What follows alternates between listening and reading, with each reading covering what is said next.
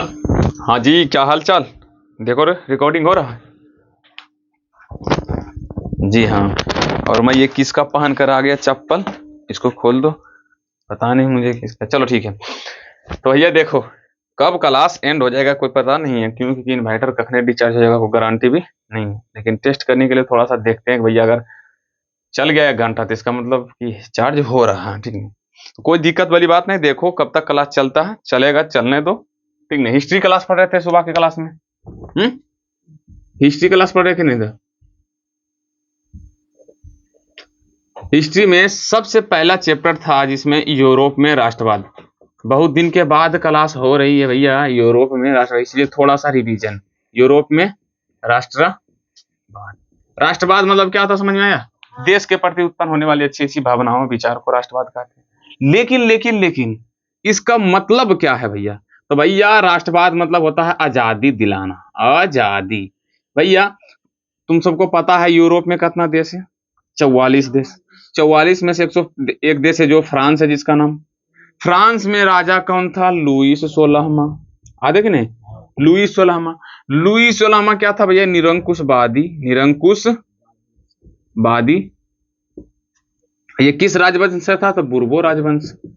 बुर्बो राजवंश। सबको आदे कि नहीं? बुर्बो राजवंश से था। ये बहुत क्या था? निरंकुशवादी। ये लोगों पर मतलब कुलीन वर्ग वाले को विशेष अधिकार दिया था और निम्न वर्ग वाले को क्या करता था? सताता था है? और इसका एक व्यवस्था जिसका नाम था समानती व्यवस्था। सबसे खतरनाक व्यवस्था क्या था? समानती व्यवस्था। समानती व्यवस्था।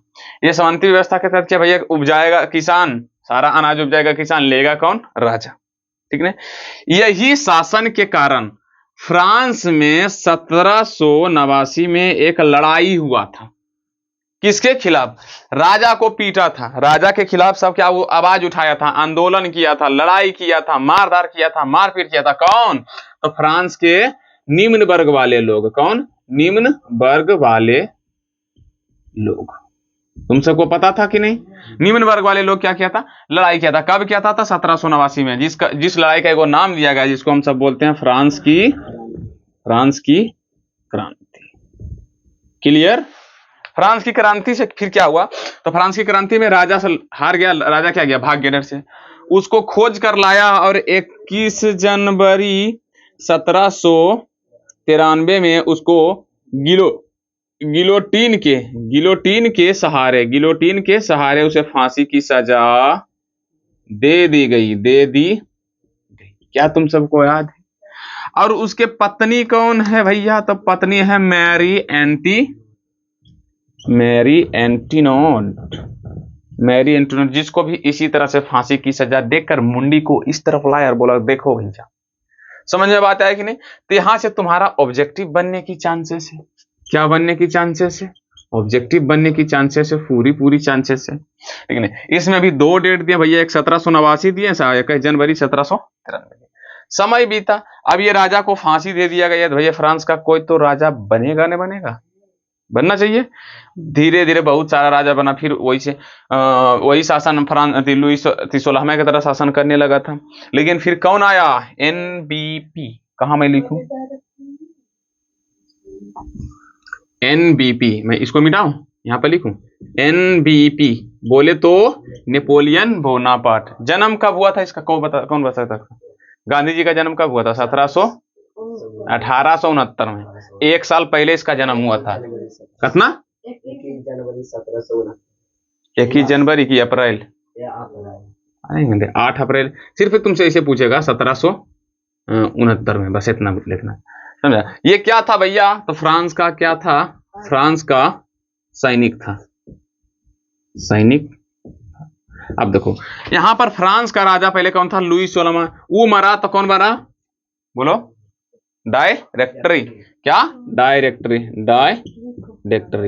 डायरेक्टरी को 1799 में क्या किया? 1799 में हरा कर राजा कौन बना भैया? लड़ाई किया डायरेक्टरी से 1799 में। कौन लड़ाई किया? एनबीपी, नेपोलियन बोनापार्ट, जो क्या था? फ्रांस के पहले सैनिक था। लेकिन ये धीरे धीरे अपना सेना तैयार करके क्या क्या राजा को हराया और 1804 में क्या किया? पूरा फ्रांस पर क्या कर लिया? कब्जा। एक मिनट इनको डालने तो थोड़ा सा रुक जाए, 1 मिनट। क्या तुम सबको यहां तक याद है? नेपोलियन बोनापार्ट फ्रांस के राजा कब बना? 1804 में राजा बना। हराया था, हराने से क्या होगा, राजा भी तुमको जनता एक्सेप्ट करेगा तब दे, जनता एक्सेप्ट नहीं कर रहा था उसको, फिर लास्ट में जाकर उसको 1804 में क्या किया, बनाया गया। तुमको क्या लगता है 1-2 दिन में युद्ध हो गया खत्म हो जाता? कि ऐसा थोड़ी होता। 1804 में वो सम्राट बना। क्या बना?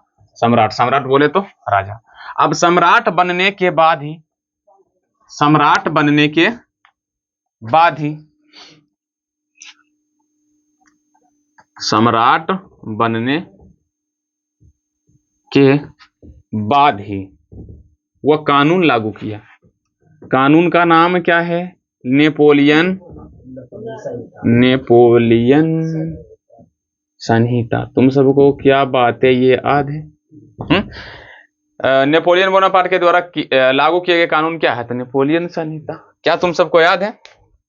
ठीक भैया, ये कानून का क्या था भैया तत्पर? नेपोलियन संहिता का क्या क्या था भैया? समानती व्यवस्था को समाप्त करना, एक सभी वर्ग वाले को कानून समान नजर से देखेगा, है? तो ये सब टोटल तुम सबको लिखा दिए थे। वो तुम सबको अब यहाँ से सब्जेक्टिव क्वेश्चन के, ऑब्जेक्टिव का बात पहले ऑब्जेक्टिव का भी कर लेते हैं। क्या कर लेते हैं? ऑब्जेक्टिव का, फिर सब्जेक्टिव का बात कर लेते हैं। नेपोलियन संहिता में कौन कौन सा लागू हुआ वो तुम सबको पता है। उसके बाद ई जो है सम्राट, जो एनबीपी था, एनबीपी यानी कि नेपोलियन बोनापार्ट था, सम्राट बना। फिर किस पे कब्जा किया? ऑस्ट्रिया पे, जर्मनी पे, इटली पे। और जर्मनी के 39 भागों टूटा हुआ था उसको क्या कर दिया? तीनों कुल के एक करके एकता कर दिया। और सगर मतलब नाटक नुक्कर के सहारे सगर राष्ट्रवाद की भावना सोच रहा था कि ये पूरे यूरोप में फैलाए। इसका मकसद था कहां भैया? पूरा यूरोप में राष्ट्रवाद फैलाना। मतलब पूरा यूरोप में बस यही काम था भैया। सारा राजा अत्याचार करता था अपना जनता पर, भाई इसका मकसद था भैया सारे राजाओं को खदेड़ कर भगाना है। अब बस भैया देश का मतलब राज्य लाना है। अब होता क्या था कि छोटा छोटा क्षेत्र था तो राजा के बारे में, अब देखो हम सब अभी भी सोचते हैं अपना राम भगवान के बारे में, कभी देश के बारे में कोई सोचता है? जैसे कि आजकल के नेता हो गया, उन्हें राम मंदिर बनवा रहा है, ठीक भैया बनवाओ, अच्छी तरह से पूजा पाठ करो, लेकिन आजकल के यूथ को तुम देखोगे तो भैया पूजा पाठ में इतना व्यस्त हो गया कि सामने वाला आदमी मरने पर कगार है ना, अगर कोई उसको कुछ चोट टूट लग गया है, जैसे कि मान लो कोई पूजा करने के लिए थारी से मंदिर जा रहा है, अब बगल में कोई एक्सीडेंट हो गया तो भैया वो थारी छोड़कर कोई एक्सीडेंट को नहीं बचाने जाएगा। क्यों? क्योंकि उसमें जाएंगे तो मेरा पूजा विघ्न हो जाएगा। अरे हराम खोरो, स्वयं राम भगवान अगर रहते हैं तो राम भगवान उसको जाकर पहले देखते पूजा करने से पहले, समझा कि नहीं? तो पहले भी ऐसी होता था, राजा को जिस तरह से पूजा जाता था, जिसे हम सब राम भगवान को पूजते हैं अभी, पहले भी ऐसे पूजा जाता था। लेकिन वो थोड़ा सा निरंकुशवादी था, जो क्या करता था? अत्याचार करता था। हमारे राम जी अत्याचार नहीं थे, लेकिन अभी हमारा राम जी के क्या है? नेता, हमारे राम जी की जगह नेता लोग आ गया अत्याचार करने। क्या हुआ? हाँ कर समझ में आ रहा कि नहीं? तो पूरे यूरोप में राष्ट्रवाद चाहता था एनवीपी फैलाना, ठीक। नेपोलियन बोनापार्ट क्या चाहता था? पूरे यूरोप में फैलाना। लेकिन इसका एक गलती था कि भैया ये कहां पर चला गया था? रूस पर। कहां पर? ये इसका अगला मकसद था क्या? रूस। लेकिन रूस सब जब पता चल गया रूस को कि भैया हम पर नेपोलियन बोनापार्ट क्या करने आ रहा? हमला, इसीलिए एक संघ राज बनाया। क्या बनाया? संघ राज। क्या बनाया छोटू लोग? संघ राज, जिसमें कितने देश थे? टोटल 4 देश। एक था रूस, ऑस्ट्रिया था, ब्रिटेन था, और प्रसा था। नहीं, बस यही 4 था, समझे? ये 4 था। ये चारों मिलकर एक क्या बनाया? संगठन बनाया, जिसका नाम दिया गया संघ राज। क्या दिया गया? संघ राज। और ये संघ राज को युद्ध करना है किससे? संघ राज वर्सेस एनबीपी, नेपोलियन बोना। इससे क्या करना है उसको? युद्ध। नेपोलियन बोनापार्ट को किसे युद्ध करना है? संघ राज का। लेकिन नेपोलियन बोनापार्ट को ये सब पता नहीं है कि वो सब मिल गया। अरे भैया देखो, ऑस्ट्रिया को भी हराकर किसका कब्जा? Napoleon Bonaparte. ब्रिटेन पर भी हराकर किसका कब्जा? Napoleon Bonaparte. इसको भी हराकर इसी का कब्जा। अब इस सब का राजा था आक्रोश में, गुस्सा में। अब इस सब के राजा के पास कौन गया? रूस। बोला भैया वो आ रहा, तुमको भी आ रहा है, हम एक काम करो, सब मिल जाओ, तुम अपना सैनिक। भैया इसका राजा गया तो सैनिक भी साथ है ना होगा, तो सबका सैनिक भी साथ था। बोला कि भैया हमारा साथ दो, उड़ा देंगे उसको। सब आपस में मिलकर एगो अति बनाया संगठन, जिसका नाम दिया संघ राज। ये संघ राज वर्सेस किसका युद्ध हुआ था? नेपोलियन बोनापार्ट के। अब कहां हुआ था? तो रूस के मैदान में। रूस के मैदान में, जिसका नाम क्या है भैया? जिसका नाम क्या है? बटारलू। क्या नाम है? बटारलू। तो इसीलिए बटारलू के मैदान में युद्ध हुआ था, इसीलिए इसका नाम दे दिया गया क्या? बटारलू। बटारलू का युद्ध। बटारलू का युद्ध कब हुआ था? तो भैया 1815 में। अभी बटारलू के युद्ध में किसका हार हुआ? एनबीपी का पराजय हुआ। क्या हुआ? पराजय। हार नहीं तुम सबको लिखना, हिंदी में हिस्ट्री में उसको क्या बोला जाता? पराजय। लेकिन पराजय हुआ। अब जैसी पराजय हुआ तो इसको एक ताबूत पर जाकर छोड़ दिया, जिसके कारण मतलब 6 महीने के बाद इसको भूखल प्यासल में क्या हुआ? मृत्यु हो गया। तो उसके बारे में अब ज्यादा हमको नहीं पढ़ना, बस एनबीपी का पराजय हुआ। तो अब ये सब क्या करेगा? संघ राज वाला चारों देश मिलकर, संघ राज का मिलकर, मतलब जो चारों देश था 1 2 3 4 सभी मिलकर के क्या किया? बैठक यानी कि सम्मेलन, जिसे को हम सब क्या थी हिस्ट्री में बोलते हैं, क्या? संधि। क्या बोलते हैं? संधि। भैया संधि बैठाया। क्या बोला? संधि। कब? 1800 भैया रुक जाओ, 1815 में ही। इस संधि जो बैठक था वो कहाँ था? तो ऑस्ट्रिया की राजधानी में। ऑस्ट्रिया की राजधानी वियना में। इसीलिए इसका नाम धर दिया गया वियना संधि। क्या दिया भैया? वियना संधि या वियना सम्मेलन या वियना सम्मेलन। देखो भैया क्लास थोड़ा 2-4 दिन के बाद हो रहा है, इसलिए थोड़ा सा रिवीजन भी जरूरी है। ज्यादा आगे बढ़ने की कोशिश भी मत करो, ठीक है? जितना पढ़ा था उतना पढ़ो। वियना संधि या वियना सम्मेलन कब हुआ था? तो भैया ये भी हुआ था 1815 में। जिसका अध्यक्ष किसको बनाया गया? अध्यक्ष किसको बनाया गया? बता दो। अध्यक्ष बनाया गया मेटरनिक को। किसको? मेटरनिक। ये मेटरनिक कौन है? तो भैया याद रखना, मेटरनिक है ऑस्ट्रिया का कौची? प्रधानमंत्री, सॉरी सम्राट। ऑस्ट्रिया का क्या है? सम्राट। ऑस्ट्रिया का क्या है भैया? सम्राट। ऑस्ट्रिया का सम्राट है कौन? ये मेटरनिक। समझा? ये मेटरनिक का नाम याद रखना, ये सबसे इंपॉर्टेंट है तुम्हारा पूरा हिस्ट्री में। पूरा हिस्ट्री में सबसे ज्यादा इंपॉर्टेंट भैया ये मेटरनिक है। अब ये साथी ऑस्ट्रिया का क्या था? सम्राट भी है। प्लस में इसको क्या बनाया गया? इस सम्मेलन का, इस बैठक का क्या बनाया गया? अध्यक्ष। अब भैया ये अध्यक्ष मतलब इसका सारा काम कौन करेगा? यही करेगा। हेड मतलब सम्मेलन का यही है। मतलब 4 देशों में से सबसे हेड बनाया ऑस्ट्रेलिया के राजा को बनाया गया, ये सबको नहीं। मेटरनिक था। अब भैया मेटरनिक क्या? एक कानून बनाया, जिस कानून का नाम रखा गया वियना कांग्रेस। वियना कांग्रेस। ये कानून कब बनाया गया? 1815 में। वियना के स्थान में ही बनाया गया, इसीलिए क्या नाम दिया गया? वियना कांग्रेस। इसका भैया उद्देश्य क्या था? उद्देश्य तो पूछेगा ना भैया, इसका उद्देश्य क्या था? तो सबसे पहला उद्देश्य रूमानीवादी का पुनर्स्थापन। मतलब ये जो सारा कांड हो रहा है ये क्या रहा? रूमानीवादी का क्या हो रहा? पुनर्स्थापन हो रहा था। ठीक? रूमानीवादी नहीं, रूढ़िवादी। हमेशा भूल जाते हैं यही वाला, रूढ़िवादी का पुनर्स्थापन। मतलब पहले वाला जो अत्याचारी कांड था, मतलब निरंकुशवादी शासन था, उसी को क्या करो? फिर से वापस लाओ। एनबीपी का क्या? संहिता कानून को समाप्त। चौथा में एकदम समन्ती व्यवस्था को पुनर्स्थापन। और चौथा क्या लिखेंगे भैया कि लुईस 18वां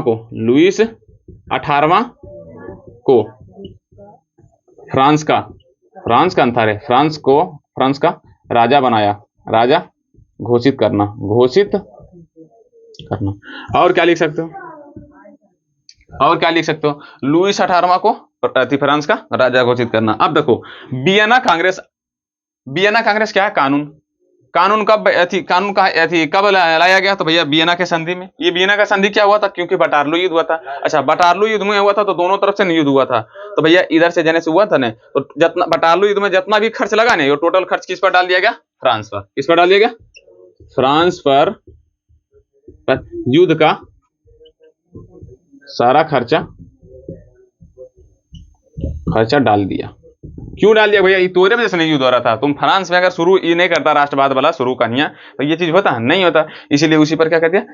और उसके बाद क्या किया? हर जगह, हर स्कूल, हर कॉलेज पर क्या लगा दिया? जासूस। क्या लगा दिया? जासूस। भैया जासूस लगा दिया। क्यों लगाया? कि भैया अगर जैसी पता चलेगा कि कोई हमारा बारे में बोल रहा है, मेटरनिक में बोला भैया सगर सारे देश में, फ्रांस, रूस, ब्रिटेन, जहां भी हो, सगर अपना अपना क्या करो? जासूस लगा दो। जहां पर भी राष्ट्रवाद की भावना का बात होगा वहां पर उसको उठा कर पटकना, डायरेक्ट मार ही दिया जाता था। ऐसा कोई करता ही नहीं था। कोई करता ही नहीं था डर से, तो इसीलिए क्या किया, सारा जगह जासूस जासूस बहुत सारा काम किया गया, लेकिन हम सबको नहीं पढ़ना उतने सा, हम सबको उतना सा नहीं पढ़ना है। समझ में बात आया कि नहीं? अब यहाँ से तुमको पूछेगा कि यहाँ से ऑब्जेक्टिव किस तरह से पूछेगा, याद हो गया तुम सबका? अब यहाँ से पूछेगा सब्जेक्टिव।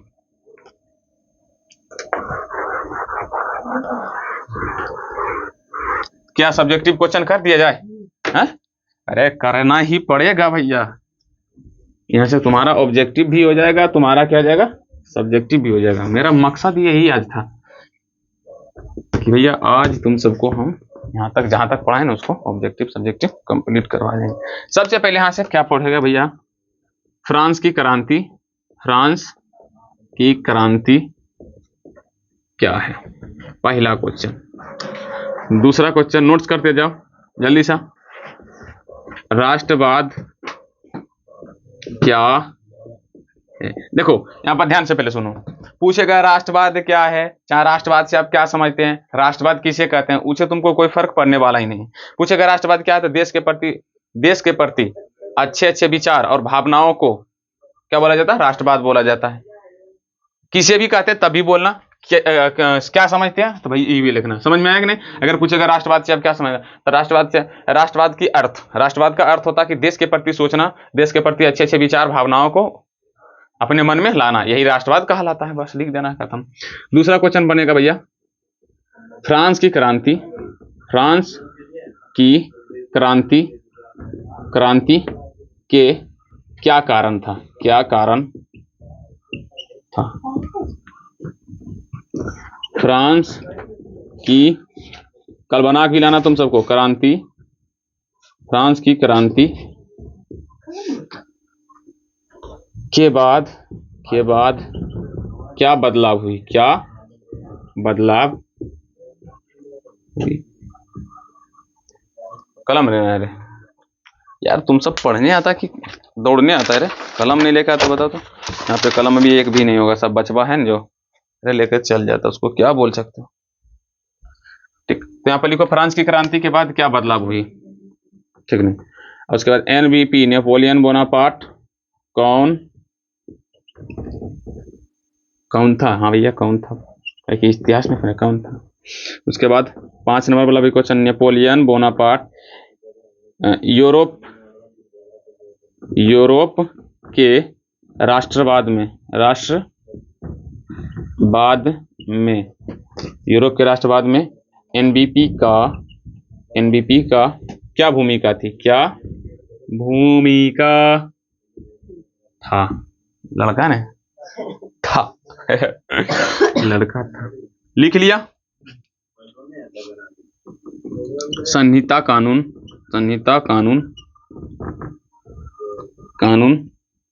क्या है और इस कानून का क्या उद्देश्य है, इस कानून का क्या उद्देश्य है? भैया बताओ तुम सब हमको, मेरा हिंदी है रहेगा, क्या उद्देश्य है? नहीं उतारा, नोट्स कर रहे? किसका कलम गायब है, तुम्हारा कि इसका? तुम्हारा कलम खत्म है, तुम कलम लेकर आया? भाई तुमको कलम लगता देना ही पड़ेगा। रुको 1 मिनट गाइज लोग, मेरे पास कलम का भंडारा है, ये बल्ब बलम होगा कैसे कैसे बेंच स्टॉक्स, ब्लू वाला देंगे, ब्लू वाला लो। कौन बोलता है कलम नहीं निकालना पड़ता, थोड़ा नहीं होगा। देखो संहिता कानून क्या है और इनका और इसका इस कानून का उद्देश्य क्या है? बटारलू युद्ध कहाँ और क्यों हुई और कब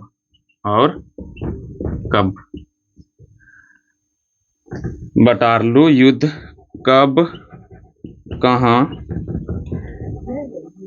और क्यों हुई,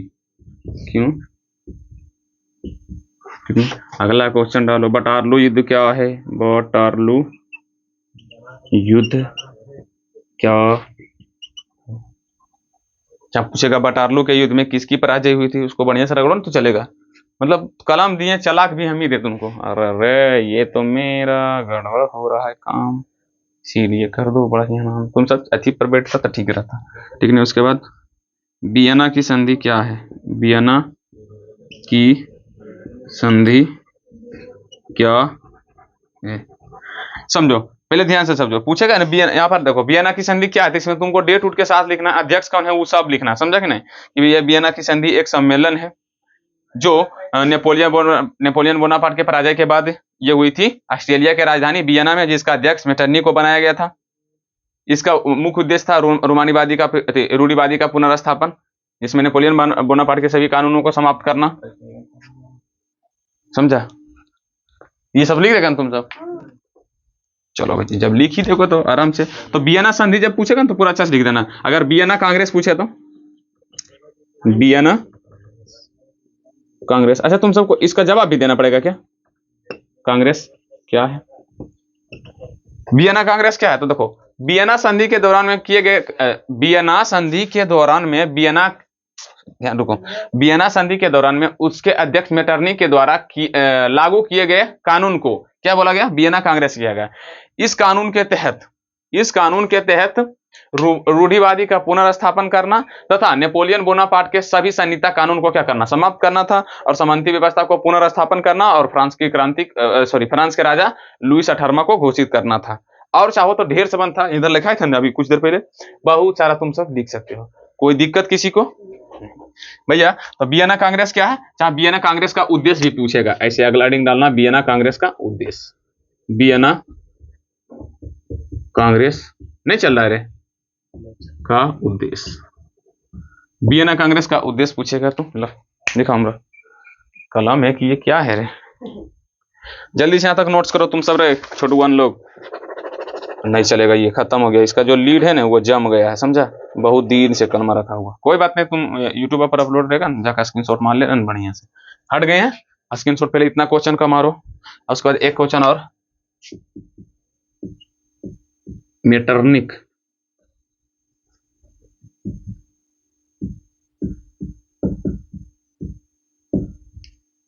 कौन था?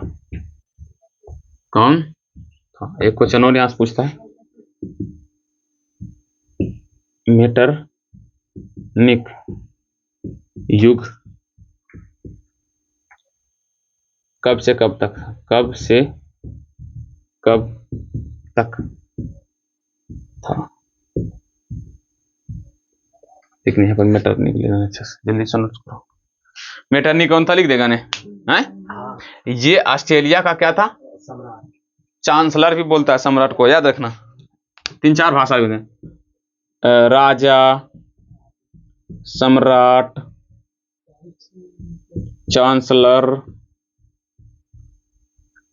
जार। रूस में राजा को बोला जाता है क्या? जार। और ऑस्ट्रिया में बोला जाता है चांसलर। ऑस्ट्रिया में क्या बोला जाता था? चांसलर। और सम्राट बोला जाता था कहाँ? फ्रांस में। कहाँ में? फ्रांस में। और राजा कहाँ बोला जाता था? ये अपना भारत में। लिख लो भैया, ये भी अच्छा। मतलब ये चारों एक ही चीज बा है, चारों एक ही चीज बा है, राजा, चांसलर, सम्राट, ये सब क्या है भैया? एक ही है, टेंशन वाली कोई बात नहीं है।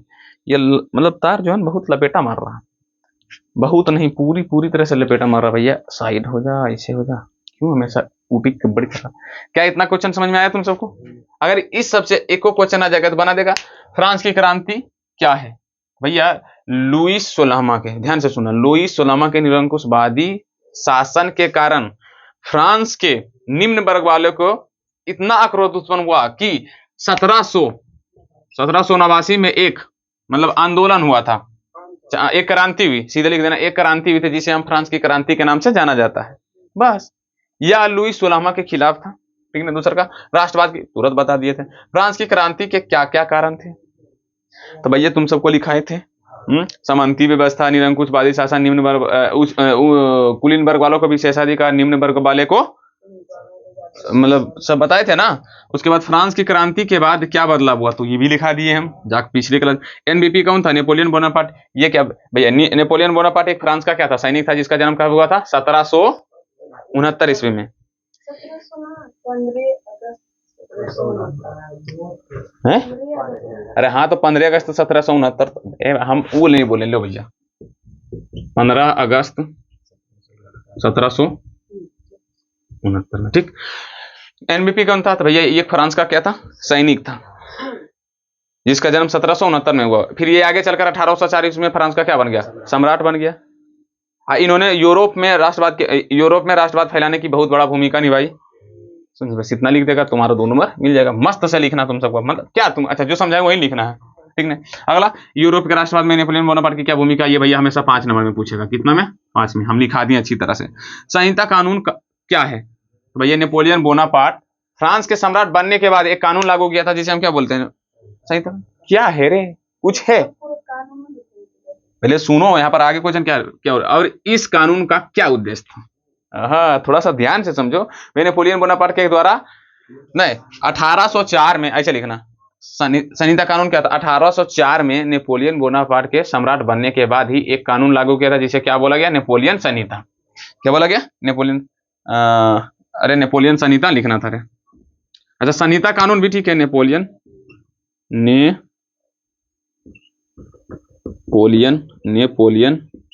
संहिता ने क्या है?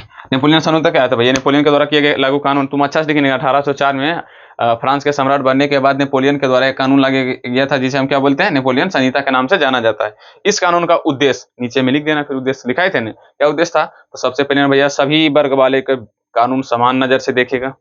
दूसरा, सब जन्मजात लोगों को मतलब विशेषाधिकार छीन लिया गया, सभी को समान अधिकार दिया जाएगा। समानती व्यवस्था को समाज के नापतोल की नई पद्धति अपनाएगी।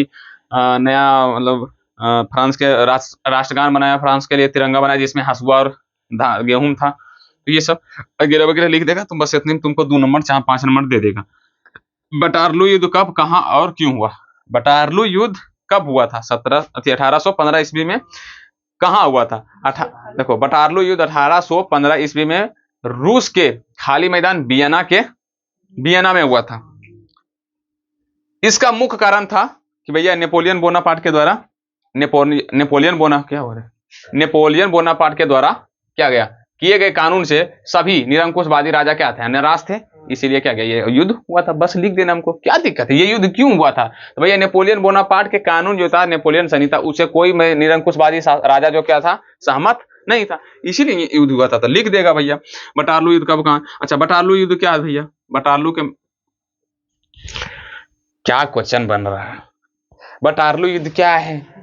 अब ये क्वेश्चन हमें हम ही बनाए। ओहो सर, बटारलू युद्ध क्या है, तुम सब लिख लेगा। संघराज, ब्रैकेट में सब राज, अति फ्रांस क्या लिख देना, फ्रांस सब जो जाता। संघराज और नेपोलियन बोनापार्ट के बीच में रूस के खाली मैदान में एक युद्ध हुआ था 1815 में, जिसे बटारलू का युद्ध से जाना जाता है। बटारलू युद्ध के नाम से जाना जाता है। वियना संधि क्या है भैया? बटारलू युद्ध के बाद, ऐसे लिखना, वियना संधि क्या? बटारलू युद्ध के बाद विजय प्राप्त संघराज, ब्रैकेट में लिख देना तुमको, वही 4 देश के नाम, ने ऑस्ट्रेलिया के राजधानी में 1815 ईस्वी में एक बैठक यानी कि सम्मेलन रखा था, जिसे हम किसके नाम से जानते हैं? वियना की संधि कहा जाता है, ठीक नहीं। इसका उद्देश्य पूछेगा तो लिख देना, जिसके तहत एक कानून लागू किया, जिसको क्या बोलते हैं, वियना कांग्रेस। भैया लिख देना। क्या मजा क्वेश्चन आ रहा है, मस्त से बनेगा कि नहीं?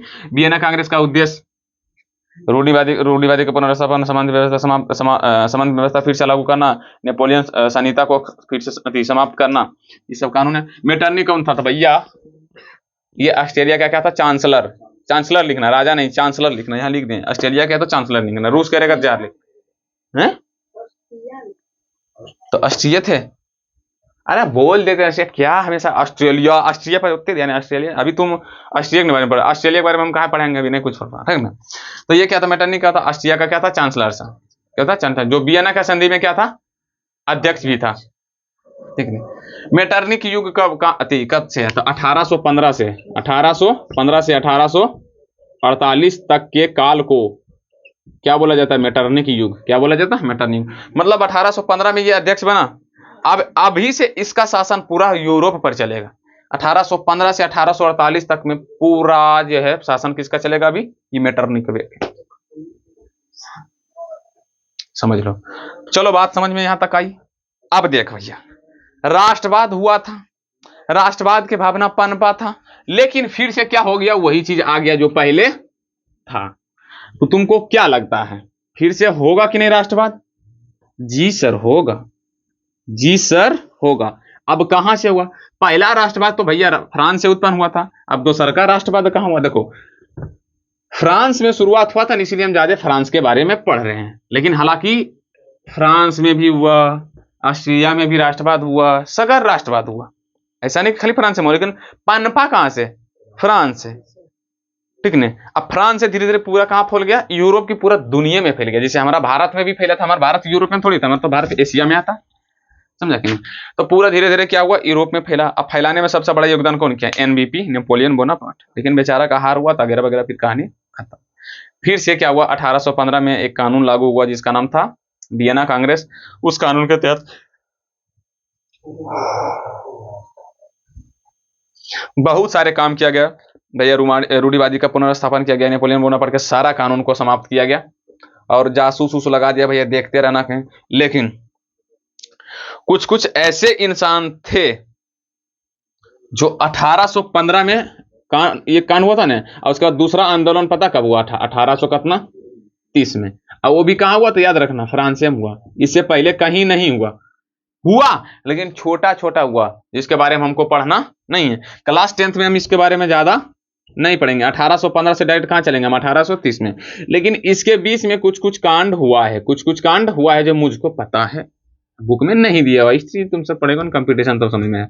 जिसमें एक आता मेजनी उजनी है, मेजनी नाम का व्यक्ति है, जो बहुत सारे मतलब ग्रुप तैयार कर करके धीरे धीरे आंदोलन करता रहा। मतलब राष्ट्रवाद की भावना को एकदम डायरेक्ट ना, मतलब जो मेटरनिक था, मेटरनिक का काम था क्या कि भैया कुछ ऐसा करो कि राष्ट्रवाद की भावना पूरी तरह से क्या जा, समाप्त हो जाए। लेकिन कुछ ऐसे बीच बीच में, जैसे मेजनी नाम का वैज्ञानिक आदमी थे, वो ऐसा काम किए कि भैया राष्ट्रवाद की भावना कभी भी मरने नहीं दिया। धीरे धीरे सब में आक्रोश उत्पन्न करते गए, जिसका नतीजा हमको कब देखने मिला? 1830 में। कहां देखने को मिला? तो फिर से कहां भी हुआ? फ्रांस में। अब दूसरा आंदोलन हुआ 1830 में। 1830 में 1830 की क्रांति, इसका शायद दूसरा नाम भी है जुलाई की क्रांति भी इसको कहते हैं। जुलाई की क्रांति कहां हुआ था भैया? फ्रांस में। याद रखना कहां पे हुआ था? फ्रांस में। फिर से कहानी पर आ जाए फिर से वापस। अब फ्रांस का राजा कौन है बताओ? फ्रांस का राजा कौन है भैया? लुईस 18वां है। याद हो तो बताओ। लुईस 18वां, वो तो ऑस्ट्रिया का राजा है रे। हाँ, पूरा मतलब मालिक भले हो सबके, अध्यक्ष जो बना था तो वो अध्यक्ष ने बना था रे। लेकिन अभी फ्रांस का राजा कौन है? लुईस 18वां। हाँ, सब भले मिलजुल कर रहता था, सब मेटरनिक की बात मानता था, लेकिन राजा थोड़ी ना हो गया है। मतलब जरी बात मान लिया तो राजा हो गया। तुम हमारी बात मान लिया तो हम राजा हो गए। वाह, खड़ा हो जाओ, उठो। राजा वाला फीलिंग आ रहा है, बैठो। राजा हो गया हम, तुमरा राजा है रे, ऐसा थोड़ी ना होता। तो भैया फ्रांस का राजा कौन था इस समय? लुईस 16वां बना था ने 1815 में। लेकिन बेचारा इसका 1824 में क्या हो गया? मृत्यु। बेचारा इसको बोले, हराम खोरों को क्या हो गया? मृत्यु। समझा? मृत्यु ऐसे नहीं दिखाता, ऐसे होता। समझ में कि नहीं? लेकिन हम ज्यादा भरोसा ही देता है। तुम सब मेरा हिंदी पर, अरे हमारा हिंदी देख के हमारा घर वाला डाउट करता कि तुम मास्टर बन गया, तो बन गया कैसे?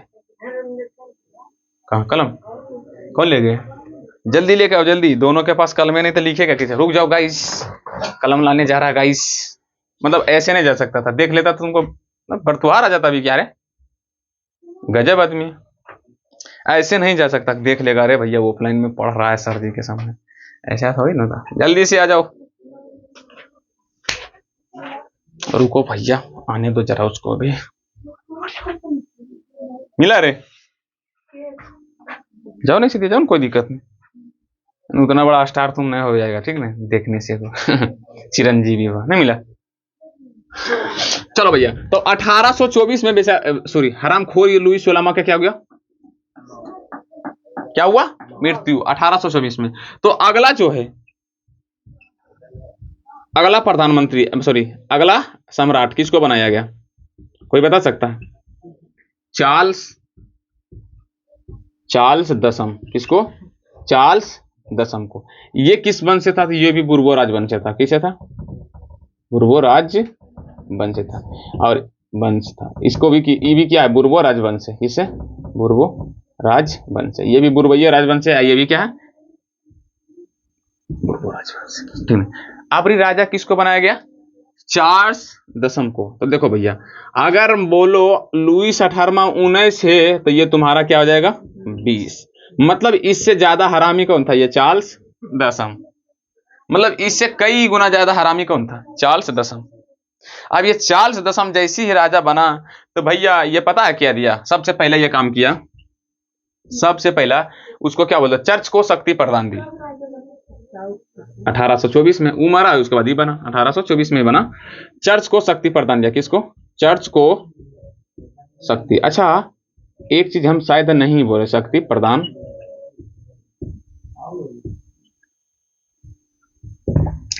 अच्छा, एक चीज नहीं बता रहे, पूरा फ्रांस में, जैसे हम सब में, भारत में कौन है? हिंदू है। फ्रांस में क्या था? ईसाई धर्म के लोग। क्या? ईसाई धर्म के लोग। ईसाई धर्म, जैसे हम सबका एगो मंदिर होता है ना, इसलिए ईसाई धर्म के लोग एगो होता है चर्च। हम सब बोलते हैं अपना मंदिर को मंदिर, अपने जैसे हम जहाँ पूजते हैं उसको बोलते हैं मंदिर, और चर्च जहाँ, चर्च ईसाई धर्म के लोग जहाँ पर पूजा करते हैं उसको क्या बोलते हैं? चर्च। देखा ना फिल्म उल्ली मेरे, उजर उजर कपड़ा पहन के एकदम यहाँ पर टुल्ला मुल्ला उजर उजर बांध के खोपा पनीर पूरा अच्छा से जाएगी। और जो उसका जो पंडित जी रहेगा वो भी रहेगा उजले पहनने, और दाढ़ी से के पूरा बड़े नहीं रहेंगे, सब चीज उजरे उजरे, खाली मुहा गोरार। समझा? तो मतलब फ्रांस में सबसे बेसी धर्म कौन सा धर्म का था? ईसाई धर्म का। इसीलिए भैया उसका सबसे पहला काम था भैया वो चर्च को क्या कर दिया? शक्ति प्रदान। सॉरी, ध्यान से सुना। पूरा जैसे कि मतलब जो कुलीन वर्ग वाले हैं ना, कुलीन वर्ग वाले सब ईसाई थे, और जो निम्न वर्ग वाले थे वो अलग अलग कास्ट के थे। मतलब ईसाई धर्म पूरी तरह से नहीं बोल सकते कि फ्रांस में पूरी तरह से, मतलब मान लो 100 आदमी भी फ्रांस में था ना, तो उसमें 40 आदमी क्या था? ईसाई था। बाकी बस 7 आदमी क्या था? 60 आदमी कोई अन्य कास्ट के थे। और फिर भी देखो क्या किया कि भैया चर्च को क्या किया? शक्ति प्रदान दी। समझा? दूसरा काम क्या है भैया? मतदाओं का अधिकार। मतदाओं का अधिकार, मतदाओं का अधिकार निम्न वर्ग वाले से छीन लिया गया। निम्न वर्ग वाले से वापस ले लिया गया। मतलब क्या भैया? वे जो देखो पहले राजा चुनता था सब जनता मिलके, राजा भैया ये राजा बनेगा, लेकिन वो सब कुछ नहीं। अब राजा हम हैं तो भैया हम ही बताएंगे कि कौन राजा बनेगा। समझा? वो सब जैसे हम वोट बंदा कभी मुखिया बनाते हैं ना, जैसे कि तो हम मतदान किसको बोलते हैं? वोट देकर किसी को। तो हम सब क्या है? नेता के लिए एक तरह के क्या है? मतदान। भैया मतदाओं का अधिकार क्या क्या छीन लिया। तीसरा का क्या काम किया भैया? पोलीनेग को। किसको? पोलीनेग को अपना प्रधानमंत्री घोषित करती है।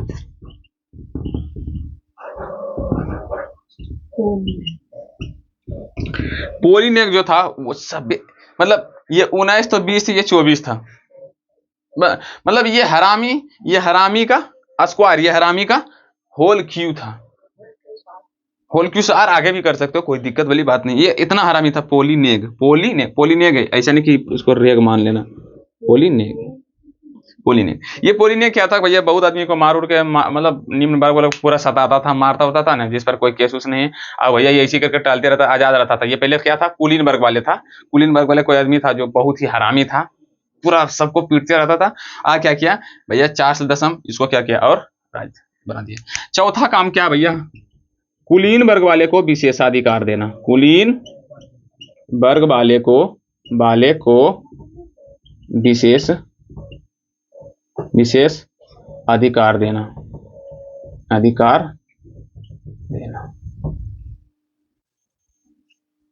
ये सब सारा कांड पता कब हुआ?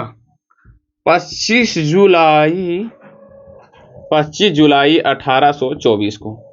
कब हुआ था? 25 जुलाई 1824 को। समझ में बात आया कि नहीं? 25 जुलाई 1824 को, 25 जुलाई 1824 को ये सब सारा कांड हुआ। कौन किया था भैया? चार्ल्स दसम। ये कौन है भैया?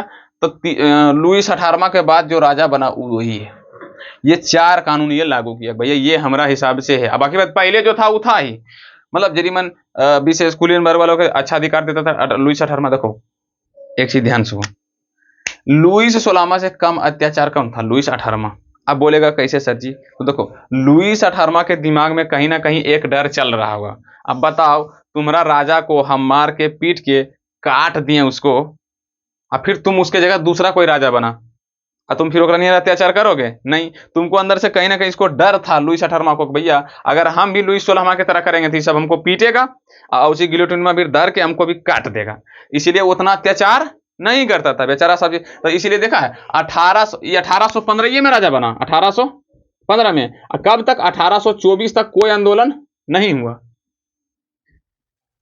1824 तक कोई आंदोलन नहीं हुआ। 1824 में मरा तो भैया 1824 में कौन राजा बना? चार्ल्स दसम। आइए भैया जो बोले ना 1830 में, 1824 से 1830 तक ऐसी चार्ल्स दसम बनने रहा। लेकिन 25 जुलाई 1830 में ये सब क्या क्या नया कानून लाया भैया। चर्च को शक्ति प्रदान दिया, मतदान का अधिकार छीन लिया गया, पोलिन को अपना प्रधानमंत्री बना दिया, कुलीन वर्ग वाले को विशेषाधिकार दिया। सॉरी यहाँ पर 30 होगा, 25 जुलाई 1830 के। ये सब सारा काम कौन किया? चार्ल्स दसम। मतलब ये लुईस 16वां की तरह अत्याचार करना शुरू किया। सामंती व्यवस्था तो था ही पहले से, तो उसको भी लागू रहने दिया। तो भैया 25 जुलाई को यह काम हुआ। अब भैया इसके 3 दिन जोड़ो, 25, 26, 27। कब? 27, 25, 26, 27, यानी कि 27 जुलाई 1830 को भैया क्या हो गया? आंदोलन, जिसे ही हम क्या बोला गया भैया? 1830 की क्रांति। क्या बोला गया? 1830 की क्रांति। 1830 की क्रांति के कारण पूछेगा तो भैया छाप देना कि भैया चार्ल्स दसम के द्वारा किए गए नियमों का क्या क्या बोले उसको, पूछेगा जुलाई की क्रांति 1830 की क्रांति का मुख्य कारण क्या था भैया? तो चर्च को शक्ति प्रदान देना, मतदाताओं से अधिकार छीन लेना, पोलिन को अपना प्रधानमंत्री बना देना, कुलीन वर्ग वाले को विशेषाधिकार दे देना। नहीं, सिर्फ फ्रांस का था। हम अभी कहाँ पढ़ रहे हैं? तो को ध्यान से तुम सबका क्वेश्चन, हम यूरोप का नहीं पढ़ रहे हैं अभी कहाँ पढ़ रहे हैं हम? फ्रांस में।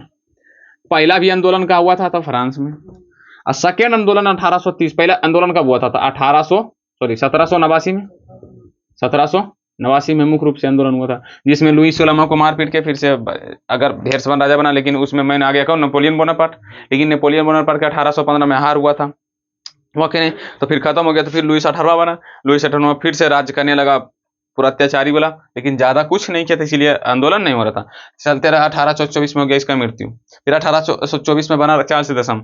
ये भी बना तो सेम नियम वही था, लेकिन ये क्या क्या इसका दिमाग गर्म हुआ और 25 जुलाई 1830 को क्या क्या एक नियम लागू किया, कानून लागू किया भैया, चर्च को जितना शक्ति और प्रदान दो, कुलीन वर्ग वाले को और विशेष अधिकार दो, और मतलब मतदाताओं से अधिकार छीन लो थी राजा घोषित करने का, और क्या क्या पोलिनो को अपना प्रधानमंत्री, मैन जो है ना, ये पोलिनो को प्रधानमंत्री घोषित करना, मैन ये है, घोषित कर दिया। तो भैया सब जनता लोग क्या हुआ? सभी जनता लोग पूरा क्रोध हो गया। उसके 3 दिन ही बाद, उसके, रुक जाओ 1 मिनट, इसका नाम थोड़ा सा मुझे चेक कर लेने दो। 1 मिनट रुक जाना भैया, 1 मिनट। थोड़ा सा एक और नाम जो है ना हमको भूलने में आ रहा। अरे भैया मिल जा।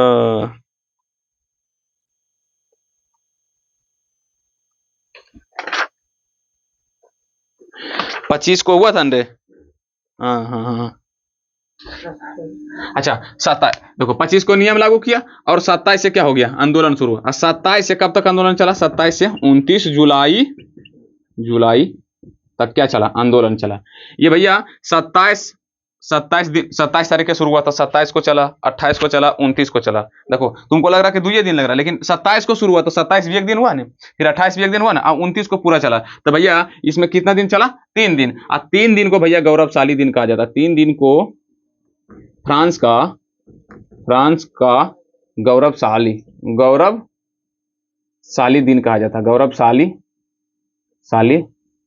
दिन कहा गया। कहा नहीं। कहीं पर तुम सबको कोई अगर प्रॉब्लम हो तो फटफट पूछना। समझ में आया कि कैसे कब राजा भैया? देखो भैया, तो इसका आंदोलन हुआ कब हुआ था? तो 27 जुलाई 1830 में। कितना दिन चला भैया? 3 दिन आंदोलन चला, जिसको हम गौरवशाली दिन भी कहा जाता है।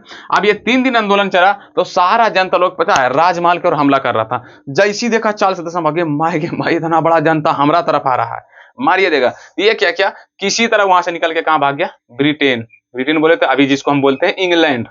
कहां भाग गया? ब्रिटेन। अब ब्रिटेन भाग गया भैया, तो अब तो चार्ल्स दसम भाग गया। अब अगला राजा कौन बनेगा? तो अगला राजा की कहानी भैया कल के क्लास में करेंगे। कल के क्लास में करेंगे भैया। चार्ल्स दसम जो था ये भाग्य कहाँ, ब्रिटेन। चार्ल्स दसम कहाँ भाग गया, ब्रिटेन। तो अबरी एक निर्णय लिया गया भैया, अभी कुछ भी हो जाओ बुर्बो राजवंश के, कुछ भी हो जाए बुर्बो राजवंश के राजा नहीं बनेगा। अबरी कोई दूसरा राजवंश के राजा बनेगा जिसका नाम था आर्लीय वंश। अबरी अगला जो राजा बना किस वंश का, आर्लीय वंश का, जिसका नाम था नेपोलियन दसम, शायद नेपोलियन दसम।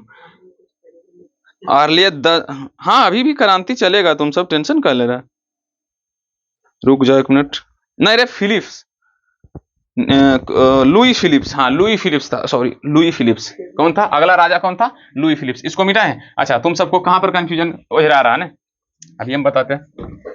टेंशन नहीं लो, टेंशन नहीं लो, बताओ तो तुम सब यहीं पर जब ओझरा रहा है तो फिर दिक्कत हो जाएगा कि नहीं। इस नोट किया था तुम सब, कर लिया था, देखो पहले ध्यान से। 1789 में राजा कौन था, लुई 16वां।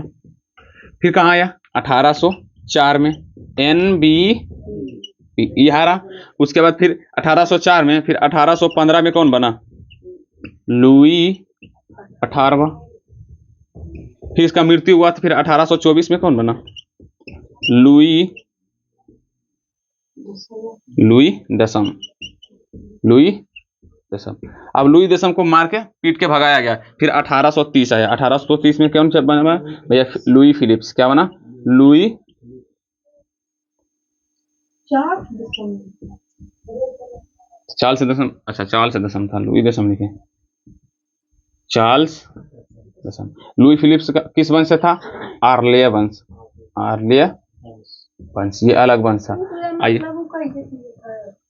1824 में फिर क्रांति किया था 1830 में।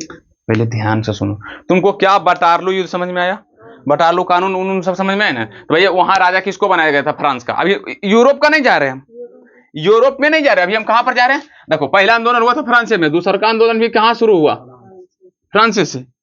कब शुरू हुआ, कैसे शुरू हुआ, क्यों हुआ, इसका बारे में जानना था भैया। देखो तुमको यहां तक समझ में आया भैया। हाँ 1815 में बटारलू युद्ध, वियना कांग्रेस हुआ था, तो उसमें किसको राजा बनाया गया, किसको, मेटरनिक को, नेपोलियन 18वां को। ध्यान रखो नेपोलियन 18वां को, अरे नो सॉरी लुई 18वां को। अरे हम ही पगला जाएंगे तुम सबको। लुई 18वां को क्या बनाया गया, राजा।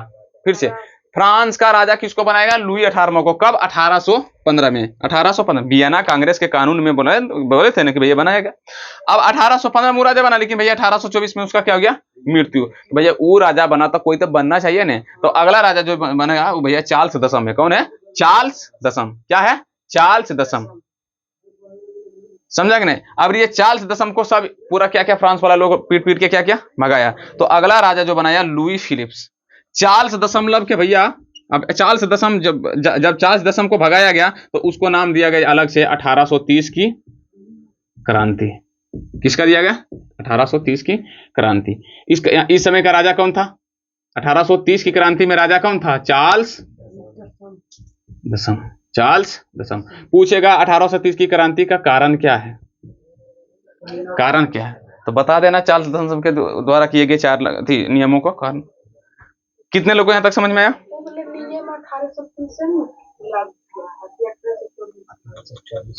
कौन नियम, चार्ल्स दसम। 1824 नहीं, 25 जुलाई 1830 को किया। अब उसके बाद 27 को क्या हो गया, आंदोलन। 27 जुलाई को क्या कर दिया, 27 जुलाई से 1830 को सारा जनता मिलकर क्या कर दिया, आंदोलन। ये चीज तुमको क्या करना, याद रखना। देखो हिस्ट्री में जानता है तुम हल्का सा दिमाग डाइवर्ट अलग जगह करेगा, तुमको लिख के कहते कहीं ना कहीं तुम फंस जाओगे। अब फंसोगे इस तरह के निकल नहीं पाओगे, फिर तुमको पूरा हिस्ट्री पूरा क्या लगेगा, हार्ड लगेगा। इसीलिए जब पढ़ता है ना तो पूरी तरह से फोकस कहां पर, तो हिस्ट्री पर, इधर उधर नहीं, पूरा फोकस हिस्ट्री पर। ऐसा नहीं भैया हिस्ट्री पढ़ रहे हैं चार्ल्स दसम, अब इसमें बोरिंग तुम आएगा चार्ल्स दसम। अभी तुमको लग रहा है 1830 की क्रांति, चार्ल्स दसम आ गया, फिर लुई फिलिप्स आया, लुई 16वां, लुई 17वां, अरे कितना आएगा रे। तो समझ लो ये हिस्ट्री जब कंपटीशन में पड़ेगा तब तुम्हारा क्या होगा। ये बोरिंग चैप्टर है ही नहीं। क्या बोरिंग है रे। अब राजा हरामी था तो क्या करे, जनता क्या करे, भगाएगा ही। तुम एक अगर तुम बोले हरदम राजा चेंज, मन में अगर राजा काहे चेंज हो रहा है, अरे हराम खोर था राजा इसीलिए चेंज हो रहा था। अगर एक ही राजा से नेपोलियन था, अभी राजा नेपोलियन, कोई दिक्कत ही नहीं था, पढ़ने की कोई जरूरत ही नहीं रहता। लेकिन हराम खोरी किया भैया यदि हम भी पढ़ लेते हैं भैया, अब क्यों पढ़ते हैं? ताकि हमको पता चले कि हमारे पूर्वज लोग जीवन जीने के लिए कितना संघर्ष किया। 10-10 साल, तुम सबको 1 साल 2 साल नौकरी नहीं मिलेगा, 4 साल नौकरी, हम नहीं पढ़ेंगे, जो हमने पढ़ता नौकरी नहीं मिलता है। लेकिन ये बेचारा को समझ लो 10-10 15 साल रुक रुक के आजादी के लिए लड़ा। ये तुम नहीं देख रहा है। ये हिस्ट्री सिखाता है कि भैया 10 साल कैसे सब्र किया, 10 साल अत्याचार को कैसे सहा। 15 में शुरू हुआ फिर अत्याचार, 1815 में 30 तक चला, 24 में वो तो मर गया, लेकिन 1830 तक चला, यानी कि लगातार 15 साल तक अत्याचार को सहा। फिर 1830 में ज्यादा अत्याचार हो गया, तब ने आजादी के लिए लड़ा, समझो। फिर हम अपना भारत के बारे में पढ़ेंगे सेम टू सेम ऐसे, बहुत सारा आंदोलन किया हुआ था। समझ में बात आ रहा कि नहीं? तो इसीलिए थोड़ा सा माइंड को क्लियर रख के हिस्ट्री पढ़ने आओ, आने तो फिर तुम सबका बहुत क्या होगा, दिक्कत, ठीक नहीं। तो आज के क्लास इतना तक, यहां तक तुम सब अच्छी तरह से नोट्स करना। आज ऑब्जेक्टिव एक सब्जेक्टिव दोनों करवा दिए और रिवीजन भी करवा दिए, ताकि तुम्हारा दिमाग जो है टोटल डगट्ठा वो सही जगह अड़ाए, समझा कि नहीं? अच्छी तरह से पढ़ो। पूरी वीडियो देखने के लिए धन्यवाद आपका हो।